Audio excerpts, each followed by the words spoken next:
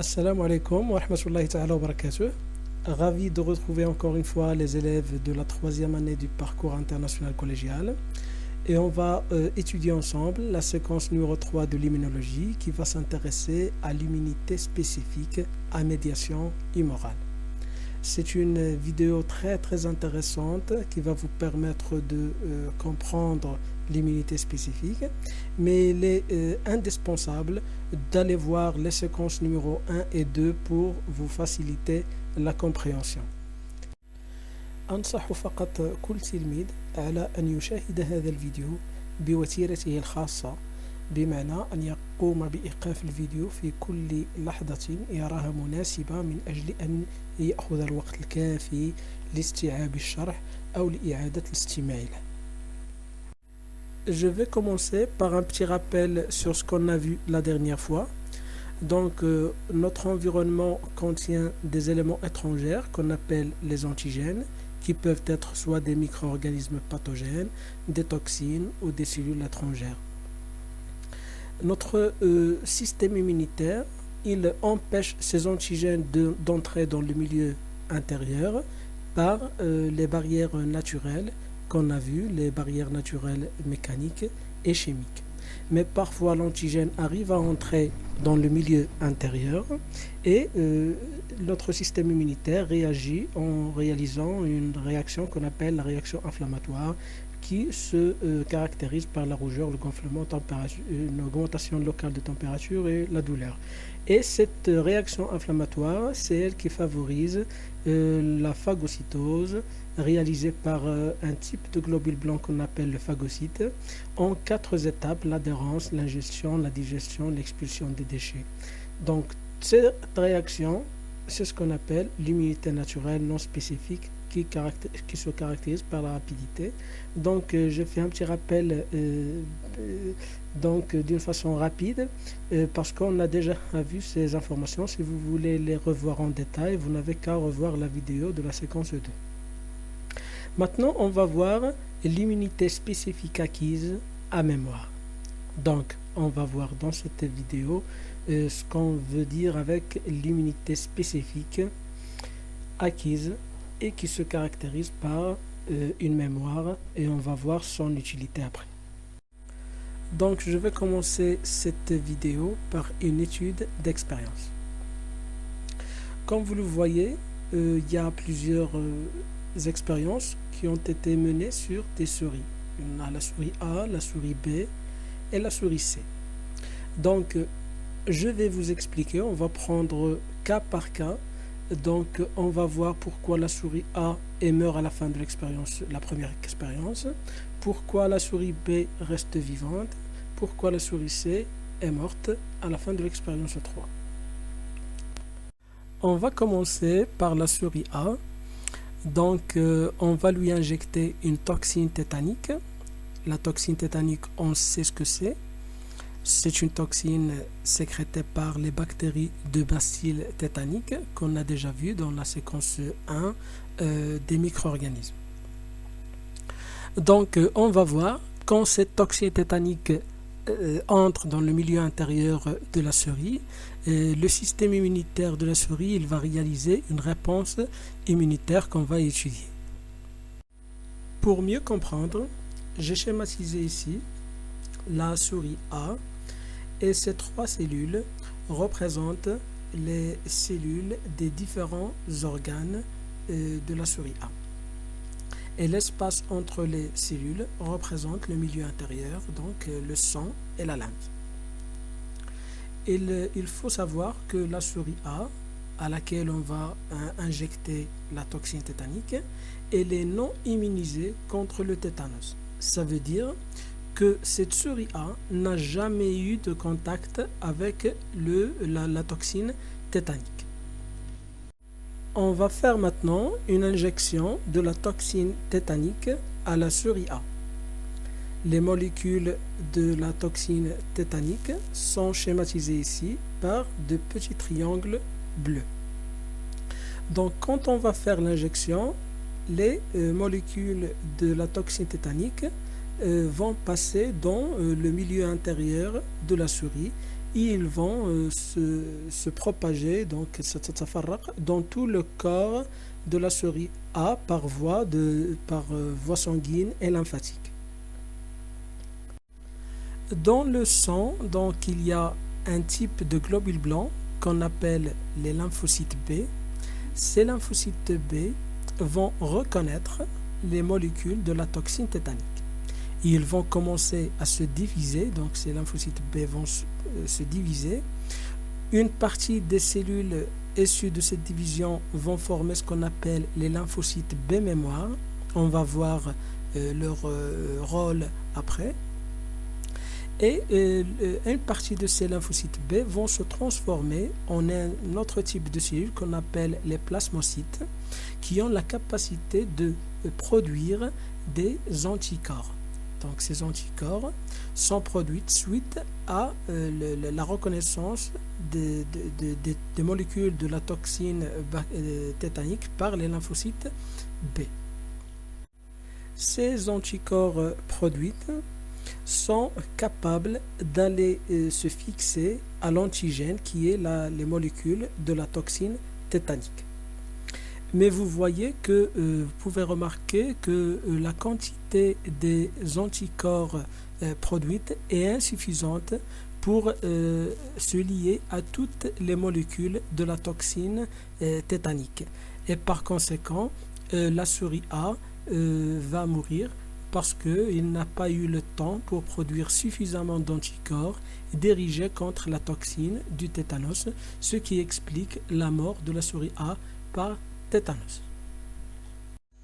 On va passer maintenant à l'expérience sur la souris B. On va lui injecter l'anatoxine tétanique. Et faites attention, on lui a injecté l'anatoxine et non pas la toxine. C'est quoi la définition de l'anatoxine? C'est une toxine qui a perdu son pouvoir pathogène, mais conserve le pouvoir de provoquer une réponse immunitaire. Ça veut dire que ces molécules de l'anatoxine tétanique, ils ne représentent aucun danger pour la souris B, donc il n'est pas pathogène, il ne va pas causer la mort de la souris, mais le système immunitaire de la souris va réaliser une réponse immunitaire contre ces molécules, même s'ils ne sont pas mortels, ou même s'ils ne représentent aucun danger pour la souris. Et je vais vous expliquer comment cette réaction immunitaire se fait contre ces molécules de l'anatoxine tétanique. De la même manière, j'ai schématisé ici la souris B qui est non immunisée contre le tétanos, donc il n'a jamais eu de contact avec la toxine tétanique, et on va lui injecter l'anatoxine tétanique. Donc vous notez ici que j'ai gardé la même forme, donc entre la toxine et l'anatoxine, et j'ai changé seulement la couleur. Et la toxine, je l'ai schématisée tout à l'heure pour la souris A avec une couleur bleue. Ici, j'ai schématisé l'anatoxine avec une couleur rouge. Donc, quand on va injecter cette anatoxine à la souris B, il va passer à travers sa circulation sanguine et lymphatique et il va se retrouver dans tout le corps de la souris B. Après, il va y avoir reconnaissance des lymphocytes B. Ils vont reconnaître ces molécules de l'anatoxine tétanique. Et ils vont se diviser comme tout à l'heure. Donc, parce que le système immunitaire, il fait la réaction même si ces molécules ne représentent aucun danger. Donc, il va faire la même chose que tout à l'heure. Ils vont se diviser. Ils vont donner les cellules lymphocytes B mémoire et ils vont donner des plasmocytes qui vont produire des anticorps.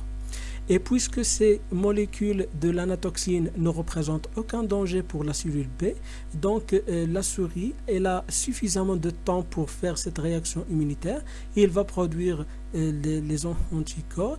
Ils vont produire aussi les lymphocytes B mémoire qui vont se rappeler de ces molécules d'anatoxine tétanique. Donc la souris B va devenir immunisée contre le tétanos.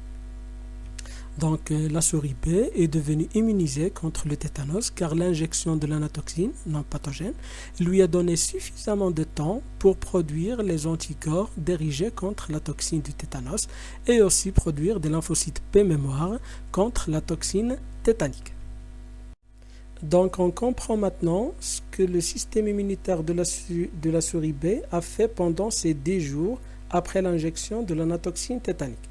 Donc pendant ces 10 jours, et les lymphocytes B se sont divisés, ils ont donné des lymphocytes B mémoire, ils ont donné des anticorps contre l'anatoxine tétanique. Après, qu'est-ce qu'on va faire? On va injecter à la souris la toxine tétanique, donc la toxine qui est pathogène. D'accord? Et je vais vous expliquer maintenant ce qui se passe qu'est-ce qui fait le système immunitaire de la souris B, ce qu'il fait comme réaction. Donc, il est à signaler maintenant que la souris B est devenue immunisée contre le tétanos parce qu'elle a eu un premier contact avec les molécules de l'anatoxine qui ont la même forme que les molécules de toxine. Donc, la souris B a déjà fait une réponse immunitaire primaire contre les molécules de l'anatoxine.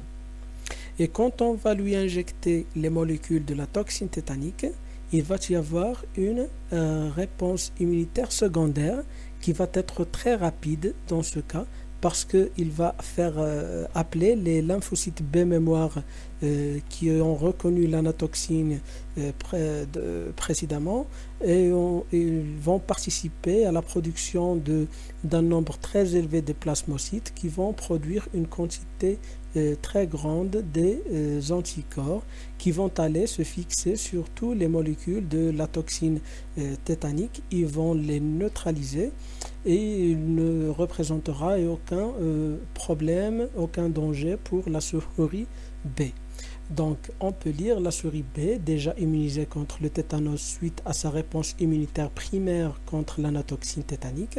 Après injection de la toxine tétanique, la souris B a réalisé une réponse immunitaire secondaire contre la toxine tétanique qui a permis de produire une grande quantité des anticorps dirigés contre la toxine tétanique grâce à l'intervention des lymphocytes B mémoire, ce qui explique que la souris B va rester vivante. On va passer maintenant à l'expérience sur la souris C. On va lui injecter l'anatoxine tétanique et on va attendre 10 jours. Pourquoi on attend toujours une période assez longue? Pour donner le temps nécessaire au système immunitaire de la souris de faire la réaction immunitaire que je vais vous expliquer. Donc la souris C, elle est non immunisée, on sait pourquoi, elle est non immunisée contre le tétanos. Et on va lui injecter maintenant les molécules de l'anatoxine qui ne sont pas pathogènes. Donc les lymphocytes B vont reconnaître ces molécules d'anatoxine. Ils vont réaliser une réponse immunitaire primaire, donc c'est la première fois puisque la souris n'est pas immunisée contre le tétanos. Donc c'est une réaction primaire, c'est la première fois qu'il va faire une réponse contre ces molécules d'anatoxine tétanique. Donc lymphocyte B commence à se diviser, il va donner des lymphocytes B mémoire et ils vont une autre quantité, d'autres cellules de lymphocytes B vont se transformer en plasmocytes pour donner des anticorps. Et la souris va devenir immunisée contre le tétanos. Les anticorps produits vont aller se fixer sur les molécules de l'anatoxine.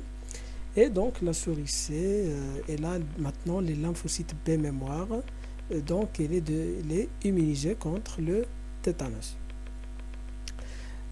Maintenant, après 10 jours, on va lui injecter, à la souris C, on va lui injecter la toxine diphtérique. Donc c'est une toxine, c'est pathogène, mais ce n'est pas la toxine tétanique, mais une autre toxine différente, c'est la toxine diphtérique.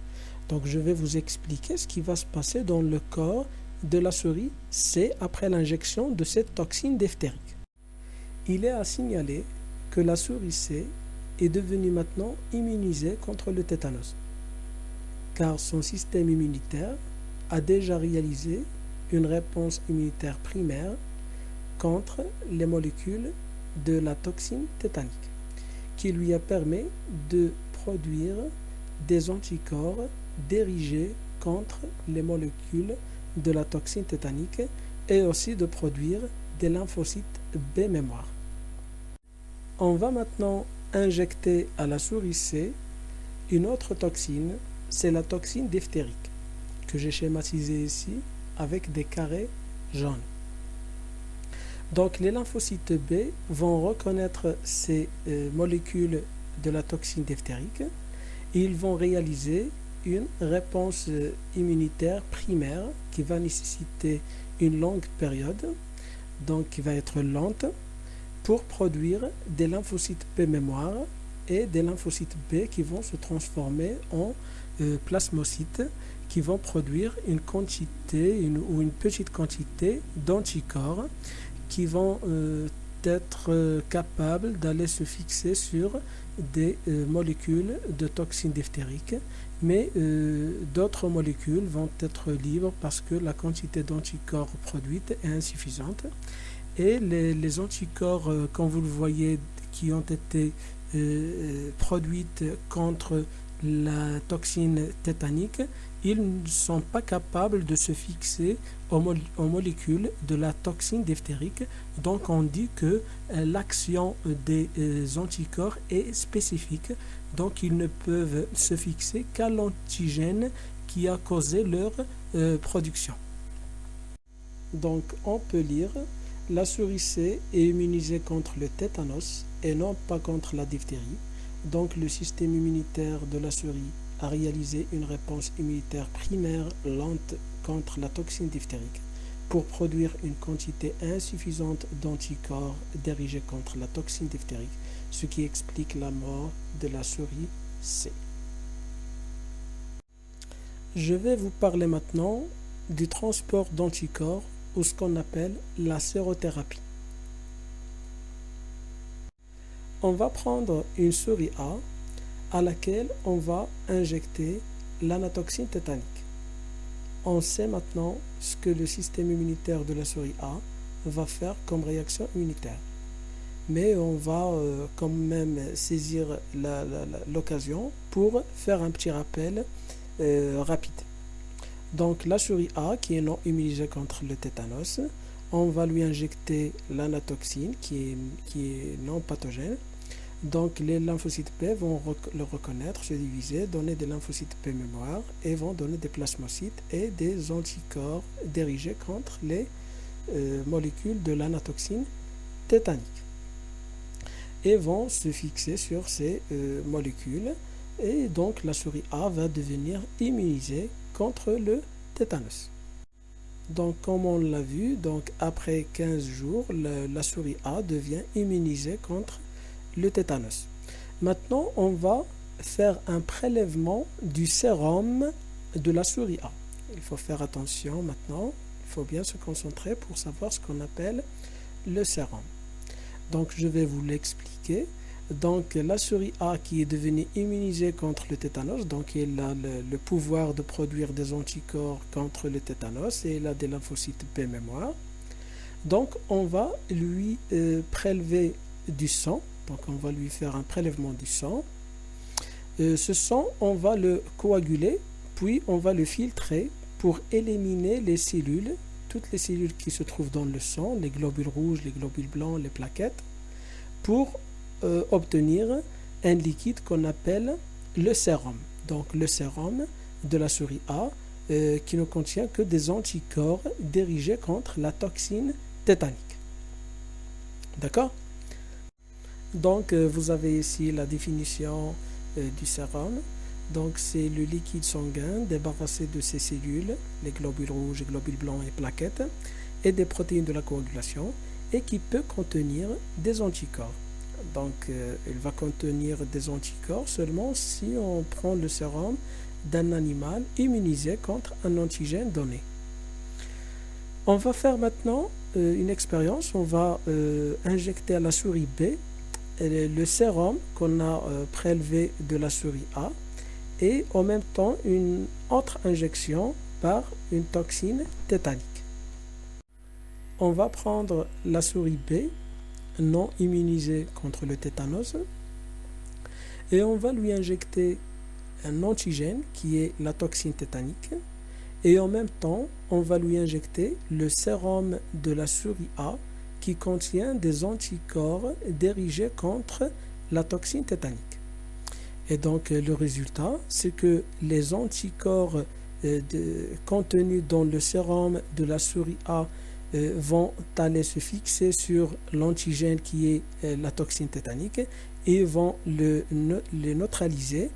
Donc la souris B va rester vivante. Pour mieux comprendre, je vais vous donner un exemple.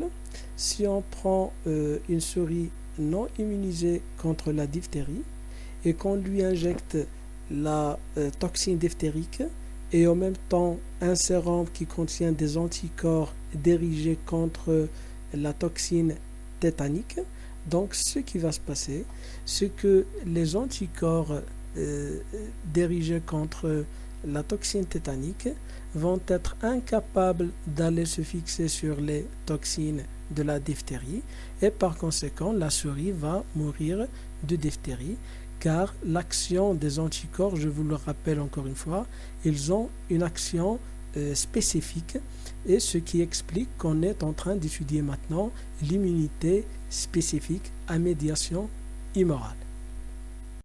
Je vais vous présenter maintenant le bilan de ce qu'on a vu dans cette vidéo. Donc rapidement, on a déjà vu l'immunité naturelle non spécifique qui se caractérise par la rapidité. Donc je vous le rappelle encore une fois, si vous voulez revoir ces informations, vous n'allez qu'à voir les vidéos précédentes. Je vais schématiser maintenant ce qu'on a vu dans cette vidéo relative à l'immunité spécifique acquise à mémoire. Dans cette vidéo donc, on a vu l'immunité spécifique acquise à médiation hummorale. Donc il fait intervenir un type de globule blanc qu'on appelle les lymphocytes B qui reconnaît l'antigène et se divise pour donner les lymphocytes B mémoire et les plasmocytes qui vont donner les anticorps qui vont être dirigés contre l'antigène. Donc les anticorps se lient spécifiquement à l'antigène pour le neutraliser. Donc toujours quand on parle de l'immunité spécifique à médiation hummorale, il fait intervenir les lymphocytes B et il donne des anticorps qui vont aller se fixer sur l'antigène pour le neutraliser. D'accord? Et dans la prochaine vidéo, on va voir l'immunité spécifique acquise à médiation cellulaire. Voilà, nous avons arrivé à la fin de cette vidéo sur l'immunité spécifique à médiation hummorale. Si vous avez eu des problèmes de compréhension, vous n'avez qu'à revoir la vidéo plusieurs fois et de revoir les autres séquences 1 et 2 et aussi voir la séquence relative à l'immunité spécifique hummorale que je vais présenter en arabe. N'oubliez pas de s'abonner à ma chaîne Mon Joker SVT. Je vous remercie et au revoir.